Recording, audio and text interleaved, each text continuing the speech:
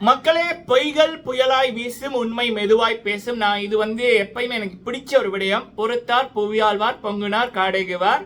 So இதுல கனியவர்கள் அன்னைக்கே சொன்னாங்க, இந்த வீக்ல இந்த டாஸ்க் இப்படி விளையாடுறது இல்ல, இது ஃபன் டாஸ்க், நம்ம எவ்வளவு தூரம் அடுத்தவங்களை மகிழ்விக்கிறோம் என்றதான் இது என்று கனியவர்கள் அவ்வளவு தூரம் சொன்னாங்க, சண்டை பிடிச்சாங்க. ஆனா இந்த சாண்ட்ரா, விஜே பார்வதி, இவனுங்க திவ்யா, இவனுங்க எல்லாம் என்ன பண்ணானுங்க, இவங்களோட பிஆர் டீம் வழியில இவ்வளவு தூரம் கேவலமா நடந்துக்கிட்டாங்க. இப்ப என்னடான்னா ஒருத்தர் மேல ஒருத்தர் பழிய போடுற வேலை லைவ்ல நடக்குது. அன்றே சொன்னார் கனி. இது ஒரு டாபிக். ரெண்டாவது, விஜய் சேதுபதி அண்ணா அவர்களை சபரி அவர்கள் விடயத்துல, இப்ப விக்கல்ஸ் விக்ரம் அவர்கள் விடயத்துல நிறைய குறும்படங்கள் போட்டு சேது அண்ணா அவர்களிடம் ஆதிரை மேட்டல்ல நிறைய விடயம் கேட்டிருக்காங்க. அதுல ஒரு முக்கியமான ஒரு விடயம் எனக்கு பிடித்தது.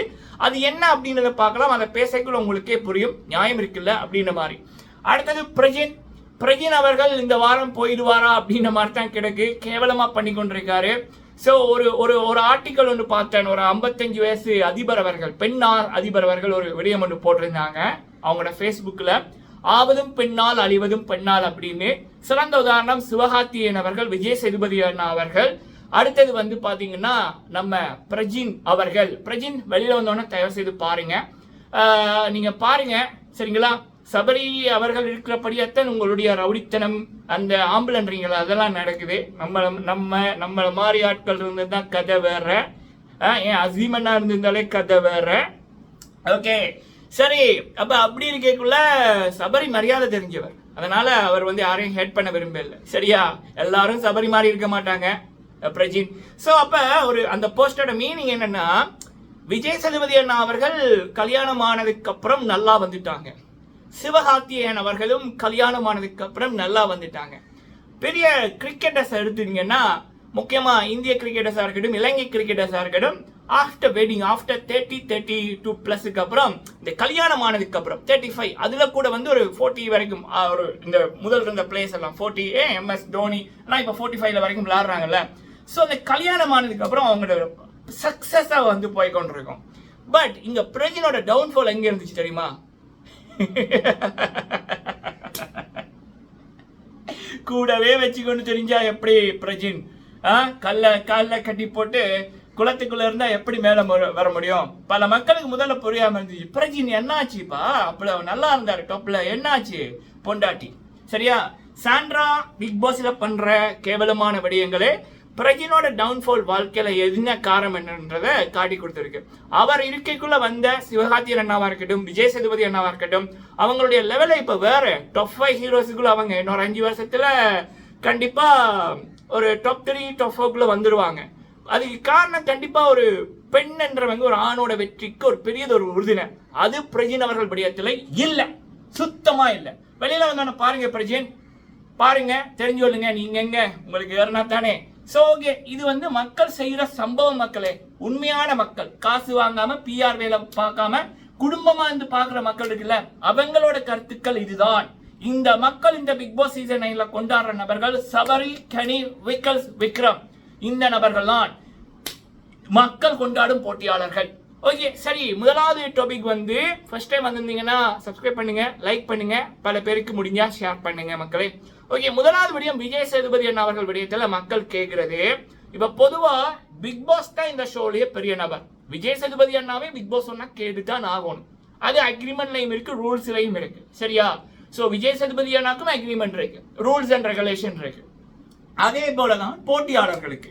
சோ அதுல போட்டியாளர்களை பொறுத்த வரைக்கும் அந்த ஹோஸ்ட் சொன்னா அவங்க கேட்கணும், சில விடயங்களை எதிர்த்து பேசக்கூடாது அப்படின்றது அதுல இருக்கு, ரூல்ஸ்ல இருக்கு. சரியா, சோ அப்ப அப்படி இருக்கக்குள்ள ஃபர்ஸ்ட் வீக் சம்பவத்தை விஜய் சேதுபதி அண்ணாட்ட கேட்டிருக்காங்க. இப்ப சபரி அவர்கள் விடயம், போன வாரம் தலைவரா இருந்தாரு, போன வாரம் குறும்படம், ஒரு கோமாளியான குறும்படம் போட்டாங்க. அப்புறம் பாத்தீங்கன்னா இப்போ விஜய் கேப்டனா இருக்காரு, விக்கல்ஸ் விக்ரம், அவங்களோட விடயத்தில் வச்சு நிறைய கேள்விகள் சேது அண்ணாவை கேட்டிருக்காங்க. இப்ப நீங்க இப்போ ஃபர்ஸ்ட் வீக் உங்களுடைய அனுபவம் எப்படி இருந்துச்சு, பிக் பாஸ் அனுபவம் first week கேட்கக்குள்ள first Vikkals Vikram எழுந்து சொல்றாரு, அதுக்கப்புறம் சபரிநாதன் அவர்கள் எழுந்து சொல்றாங்க, அதுக்கப்புறம் எஃப்ஜி எழுந்து சொல்றாரு, அப்புறம் அடுத்து வந்த ஆதிரை அப்படியே உட்காந்து காலுக்கு மேல காலை போட்டு இருக்கைக்குள்ள சேது அண்ணா கேட்கிறாங்க, எல்லாரும் எழுந்துக்க சொல்றாங்க, நீங்க ஏன் எழுந்துக்கல? அதுக்கப்புறம் அவங்க எழுந்துக்கிறாங்க, அவங்க ஓகேன்றாங்க, என்ன ஓகே அப்படின்றாங்க. சோ அப்ப சேது அண்ணாவுக்கு ஒரு கோபம் ஒண்ணு வருது. இப்ப சேது அண்ணா அவர்கள் கண்டும் காணாமல் போயிருக்கலாம். பட் வருமில்ல கோபம், வருமில்ல அந்த அந்த அவங்க பண்ணதுக்கு சேது அண்ணாக்கே ஒரு கோபம் வருதில்ல. அப்போ எல்லாரும் போட்டியாளர்கள் தான். இங்க நான் பெருசு, எனக்கு விஜய் டிவியே தெரியும், என்னோட ஃப்ரெண்டு தான் என்னோட ஹோஸ்ட், அந்த கதையெல்லாம் இல்லை. ஸ்கூல் மாதிரி, கவர்மெண்ட் ஸ்கூல் மாதிரி எல்லாருமே ஈக்குவல். டாக்டரோட பையனும் ஒண்ணுதான், கூலி தொழிலாளியோட பையனும் ஒண்ணுதான். இதுதான் கவர்மெண்ட் ஸ்கூலோட ரூல்ஸ் சார். அதே மாதிரி தான் big boss. So maybe agreement salaries வந்து வேறுபடலாம், ஆனால் எல்லாரும் ஈக்குவல் என்றதான் ஒண்ணு. ஆணும் பெண்ணும் ஈக்குவல் என்றதான் ஒண்ணு. இங்க உமன் காட்டு அது இதுன்றது இல்ல.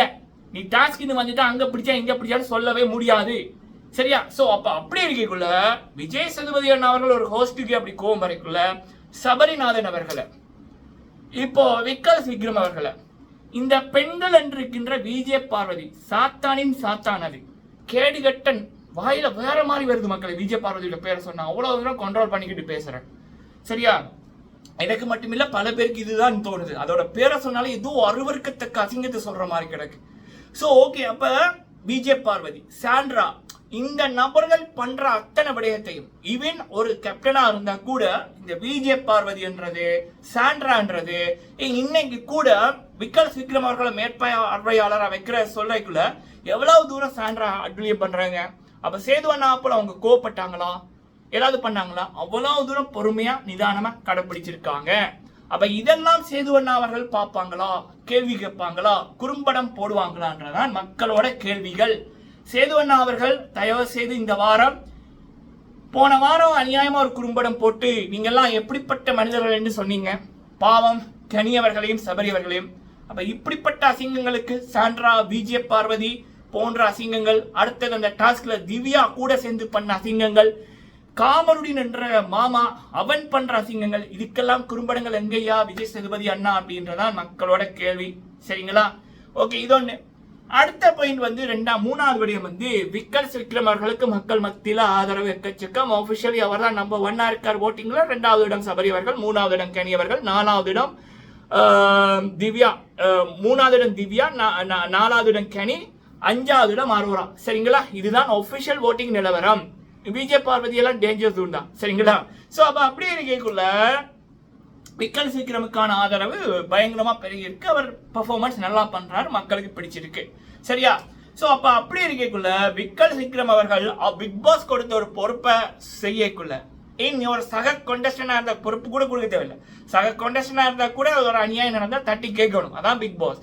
இது என்னோட மனைவி, இது என்னோட பொண்டாட்டி அப்படின்னு பிரஜன் சொல்றது, டே பிரஜன் உனக்கு அறிவு இருக்காடான்னு தான் அவன் மூஞ்சியை பார்த்து கேட்க தோணுது. சரியா? விக்கல்ஸ் விக்ரம் அவர்கள்ட்ட, சபரிநாதன் அவர்கள்ட்ட பண்றதெல்லாம் எல்லார்கிட்டையும் பண்ண முடியாது பிரஜின். சரியா? பிரஜின், நீங்க என்ன மாதிரியான ஆட்களை பார்த்துருக்கணும். எல்லாம் அசீம் அண்ணா, பாலாஜி முருகதாஸ் அப்படியான நபர்களை நீங்க பார்த்துருக்கணும். அதுக்கப்புறம் நீங்க எப்படிப்பட்ட ஆம்பளை என்றது உங்களுக்கே தெரிய வைக்கப்படும். சரியா? எப்பா டேய், ஒரு ஃப்ளப் நடிகர் ஜாஷிகா ஆனந்த் அவர்களுடைய கால் ஷூட்டுக்காக காத்திருந்தீங்க. எனக்கு தெரிஞ்சு ஒரு ஹீரோயினோட கால் ஷூட்டு தான் முக்கியம் என்று சொல்லி உங்களை ஒதுக்கின கதைகளே இருக்கு. என்ன ஏதோ ஒரு பக்கங்கள் என்ற படம், நிறைய விடயங்கள் உங்களை பத்தி போகுது. ஜஸ்ட் நீங்க ஒரு தோல்வியான ஒரு ஆளு. சரியா?